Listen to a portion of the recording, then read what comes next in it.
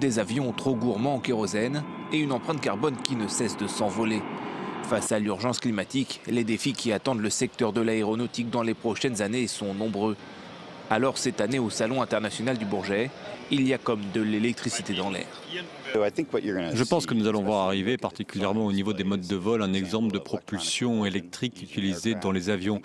Je pense qu'être écologiquement rationnel devient un sujet plus important. À la fois Airbus et Boeing, pour donner deux exemples, se penchent sur la façon d'améliorer leurs produits et d'utiliser les nouvelles technologies pour être plus responsables concernant notamment les émissions de CO2.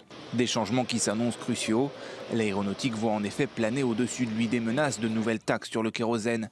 Car si le secteur ne représente que 2% des émissions mondiales de CO2 et 14% des émissions du secteur des transports, ces chiffres devraient doubler d'ici 2040. Pour tenter d'inverser la tendance, il s'est ainsi fixé l'objectif de réduire de 50% d'ici 2050 ses émissions de CO2 par rapport à 2005. Les compagnies misent donc sur plusieurs pistes comme le biocarburant ou les avions électriques. Mais le premier est jugé trop cher et le second est encore loin d'être abouti et est souvent perçu comme chimérique par les professionnels. À ces considérations économiques s'ajoute aussi une pression citoyenne.